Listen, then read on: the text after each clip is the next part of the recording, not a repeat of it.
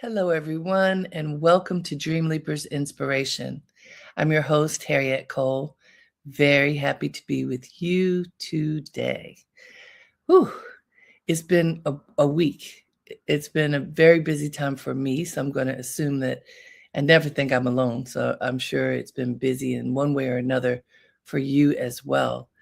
We don't often step off on Friday afternoon to have a weekend. You know, I was just talking to my producer, said she worked all weekend.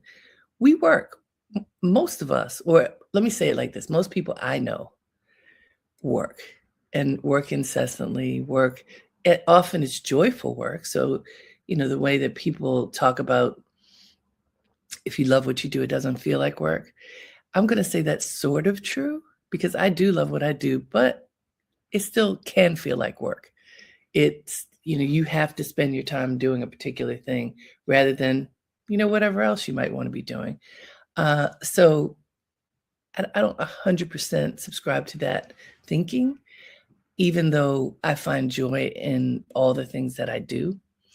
But not stepping off is something that is not necessarily recommended. Being able to take a pause, being able to be still. Of course, we recommend being still at different points in each day through meditation, through walks, through whatever you can do to kind of commune with yourself and the divine. But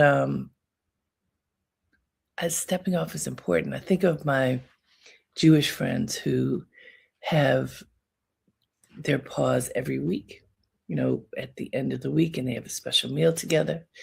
And that pause is important in many Black families, especially, and this is not just like many Christian families, but certainly what I remember, like in old school kind of Black families, Sunday dinner was so important. Everybody gathered around for that, and many people came from different places.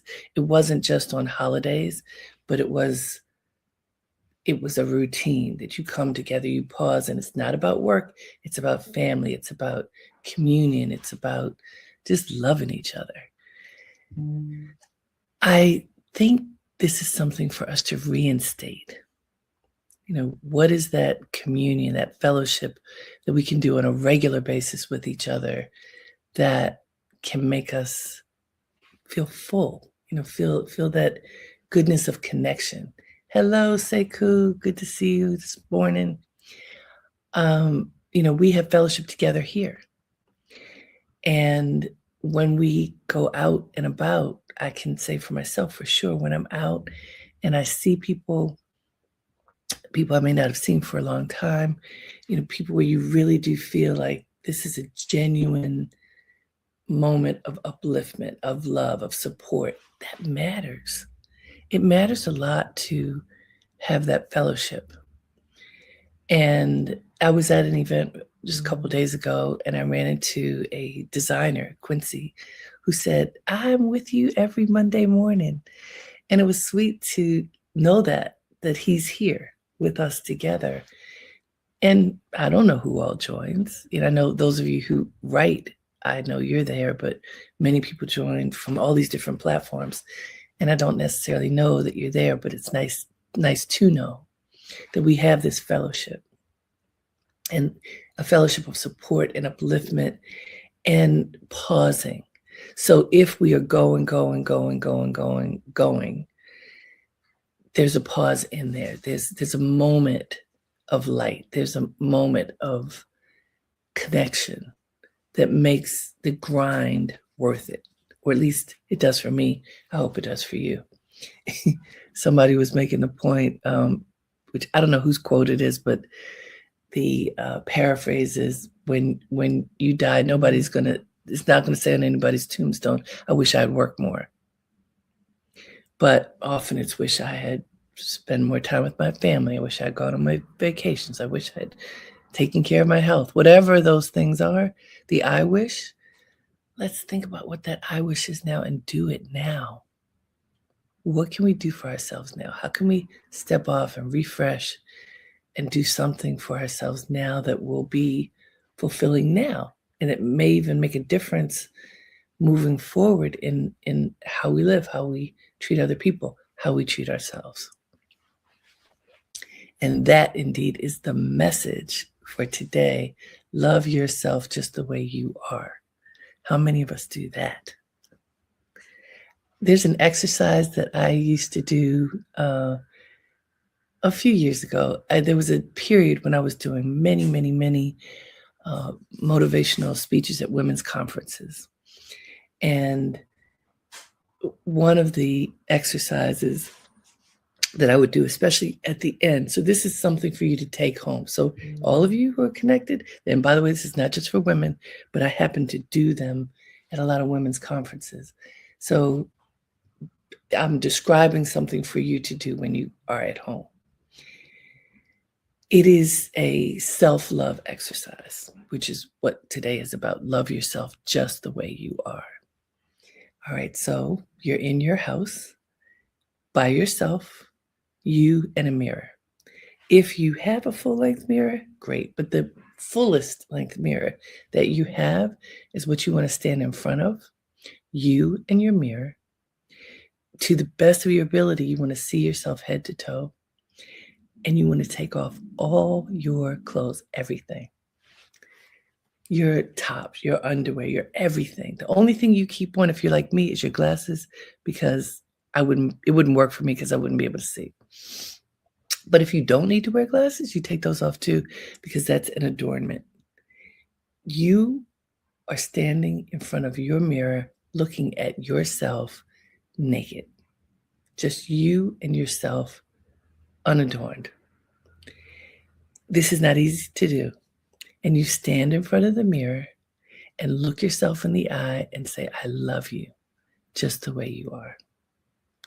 And then slowly you look at your whole self.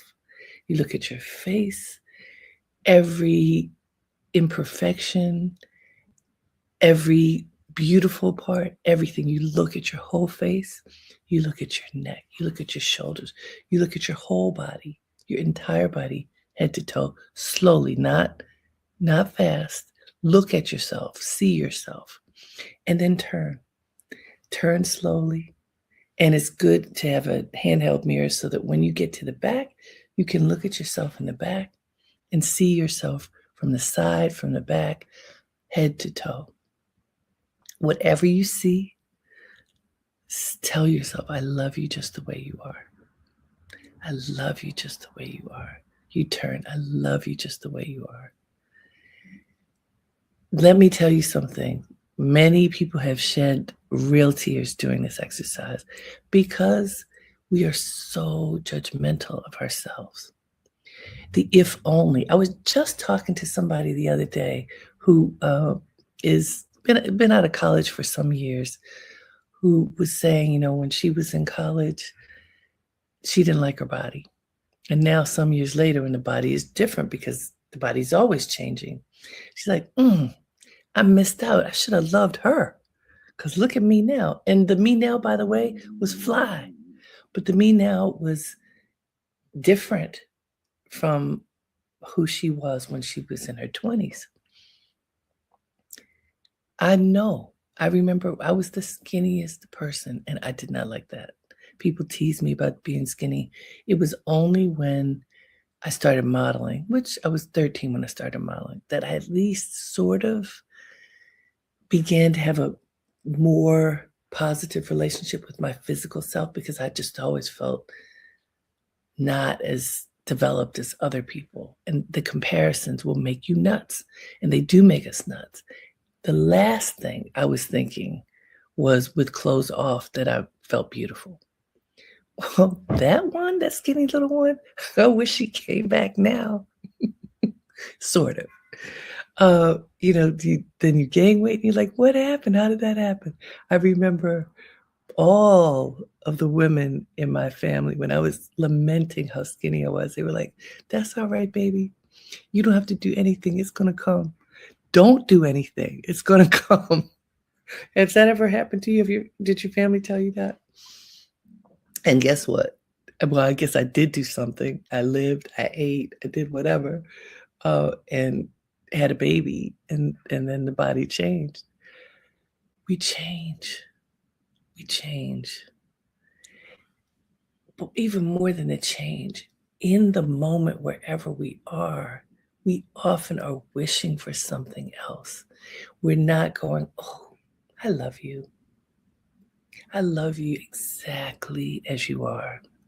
I love everything about myself, even the things that I need to work on. And why I started doing that exercise is I learned if you can look at yourself with love rather than shame, it becomes much easier to make whatever adjustments and corrections and improvements that you need to because you're not judging yourself. You're just loving yourself. Oh, I love myself as I am, and I can be healthier, and I can be stronger, and I can be whatever it is that I need to do to improve the vessel that I'm blessed to be living in. When you have that attitude, it makes such a profound difference. Hello, let's see, the light thread. Hello, good morning. Nice to be with you. It makes a huge difference when you can look through a tender gaze at yourself. And for many people, if you're like me, I'm pretty sure I would be called A-type. I'm always striving for what can be the very best for me to do, for me to live, for me to be. And I'm really good at some things and suck at other things.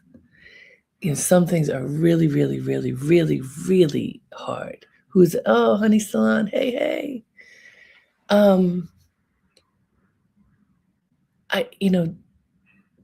My father in particular taught my sisters and me that excellence was the only option. And that is how I live. I live by that credo. That puts a lot of pressure on yourself. You have to be excellent at whatever it is you do. So the things that I'm not excellent at are like falling off the cliff. And I realized that's life. That's kind of how it is. Let's see, Stephanie. Hi, Stephanie. Thank you all for writing in and offering some love for this moment. I realize because sometimes when you get to a certain level and you're like, oh, I'm really good at that, but really bad at this, you can be conflicted in your mind and your being of, am I good enough? Am I doing the best? Can I love myself if I'm not winning at whatever this thing is? And that can be tough. It can be really, really, really tough. And so I wonder if this might be true for you, especially right now. So I'll say for me, being in business, this is my 31st year in business. Amazing. In business in New York City, and I do work all over, but that is an accomplishment. And at the same time, over the last year, it was tough. This fight, this anti-DEI fight has been crippling to my business and to so many of my friends who are business owners. And so sometimes I would feel like, oh, what am I doing wrong? You feel kind of diminished when things change. And that's when you have to recognize that you can be great and have greatness at the same time, that bad stuff can happen, that not everything is great. And it's okay to accept the greatness when there's tenderness too. So I want to go to the quote because I think it's worth us taking a look at. And the quote I found is, "You are allowed to be both a masterpiece and a work in progress." It's from Sophia Bush. I want you to think about that. You are allowed to be both a masterpiece and a work in progress. Isn't that just a thought filled with grace? You can be incredible. You can be priceless at something that you do. And I bet you, whenever you feel yourself in the groove, it fully inspired, like the light is emanating from you, and whatever you do, it is working. Your creativity, your intensity, your intellect, your strength, whatever it is, that is your gift, that it is just flowing and shining. That's you as a masterpiece. And I mean, whatever it is. If what you do is working with your hands, then you build something magnificent. You're painting a wall and it's just perfect. You're telling a story, you're teaching another person something, whatever it is that is your gift. When you're in the flow, that is your masterpiece. That's you living as your masterpiece. And a second later, or maybe even in that same moment, there's a part of you that's not fully formed, that is doubting, that is diminished, that is not excellent. The fact that the two can live at the same time, to me, somehow is relief. Every day that we are alive on the planet, we can work to be our best. And we can understand that there's always something to work toward. That on the one hand, like in my yoga practice, we're taught that we are perfect. Not that we're sinners, that we are perfect, but that we can increase and enhance that perfection. I love that idea. And I very much love the idea that you're allowed to be both a masterpiece and a work in progress at the same time. Doesn't that give you a sense of like you can take a deep breath and exhale and it's okay? That you can go. I remember, I don't know the quote, but I remember Barack Obama making a point that he would go and give a great speech and do whatever it was that he's supposed to be doing, and come home, and Michelle would want him to do something around the house. And he's like, okay, honey. Life has all of these parts. It's not just one. You can be good at one thing, and you have to hold on to the humility, because there may be other things that you have to work on, other things you need to refine, other ways that you can be better. And I think that part of this is the wisdom that comes with paying attention. What can you learn from whatever situation you're in and apply to the next, so that the next moment could be a masterpiece? Why did I start thinking about all this stuff? Well, I'm about to have a birthday. My birthday is Saturday, and I've been thinking about it, and it's a big birthday. I'm going to be 65 years old. I cannot believe that. It's amazing. Like, what? But it's true. And I was texting with the amazing actor, Andre DeShields. I don't know if you all know him, but he's incredible. And I was texting with him about my birthday. And he said, well, welcome to the world of senior citizenship. And I'm like, oh, it is true. But hearing it, reading it means something else. And so I said, well, thank you. You wear it well. And he wrote back and he said, look, honey, I've already reached 80. To me, you're a whippersnapper. And I laughed and appreciated it. It's all perspective, right? But I come from a family of elders. My grandmother lived to be 101 years old. My mother just passed, was 95 years old.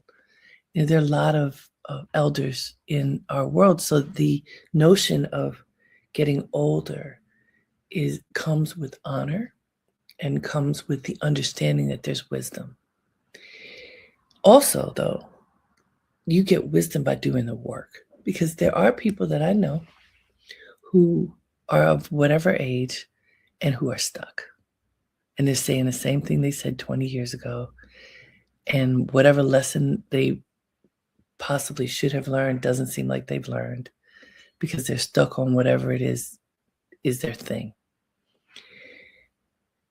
What we're trying to do here through inspiration, through everything that we can to connect to the inner core and flow forward is to pay attention and learn, to access that inner wisdom, to reflect so you can figure out, okay, what can I learn from whatever that situation is?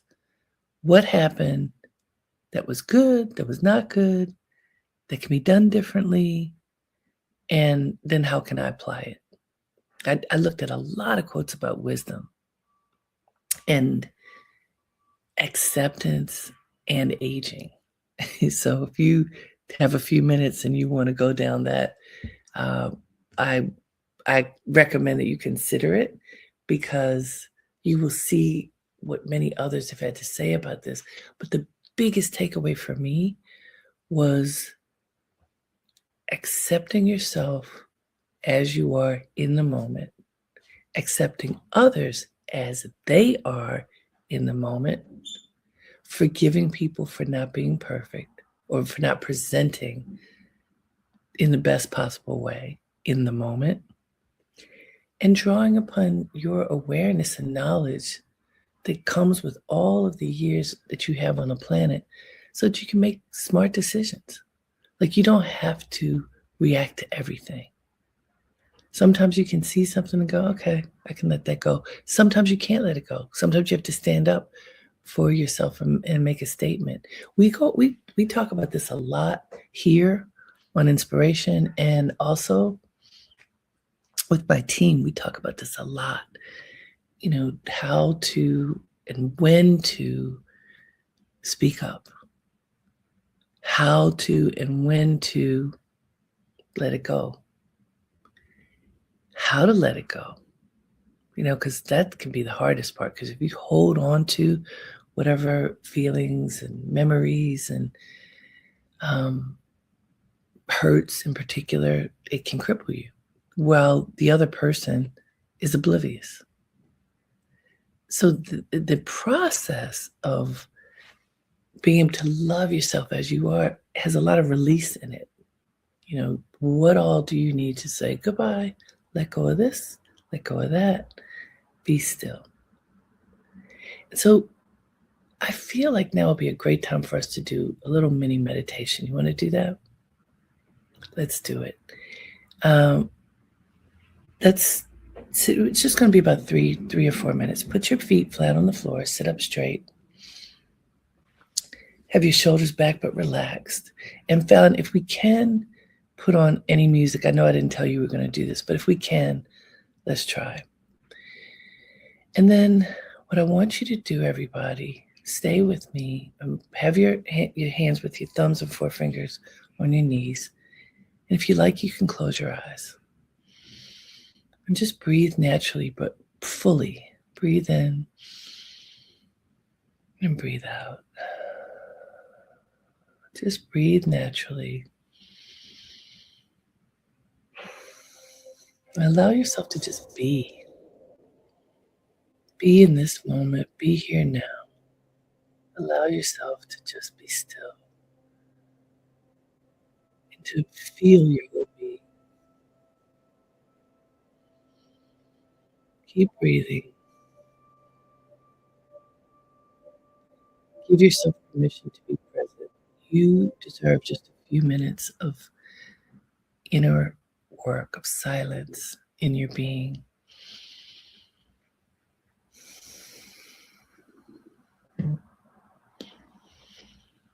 Allow yourself to be still. And as you sit with yourself and you breathe in light. Like literally, when you breathe in, imagine that you're breathing light into your body. And then hold it and let all that light be in your body. And then very slowly exhale. And exhale out any discomfort that may be in your body. And again, breathe in light. Exhale darkness, discomfort, pain. If there's any part of your body that has pain, breathe into it and invite the light to fill it and heal it.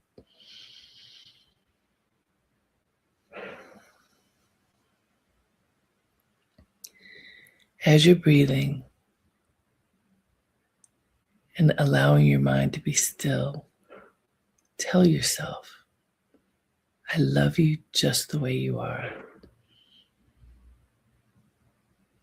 You know that John Legend song, with all your imperfections? Whatever it is that you like about yourself, that you go, oh, I can fix that. Just love it anyway. Love you for you. Love you despite what anybody else has to say. But most important, despite what your doubts may be. Just offer love.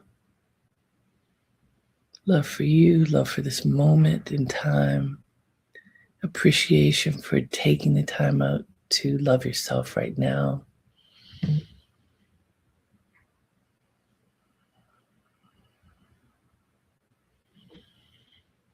Allow yourself to be filled with light,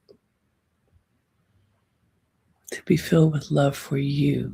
Truly, no matter what you are facing, no matter what pains you may have, no matter what challenges you may have, no matter what, fill your being with love. Love and gratitude for being present, for being here now, for accepting yourself for who you are, for loving yourself for who you are.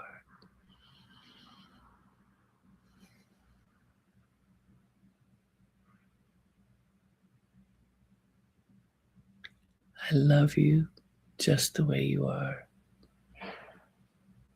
I love you just the way you are. Smile into it. I love you just the way you are. Now gently open your eyes. How do you feel? For me, that smile came naturally. It just came on my face like, oh, I need to remember. I am so grateful for today. I'm so grateful for my life. I'm so grateful for you, for my family, for my friends, for really feeling that hug.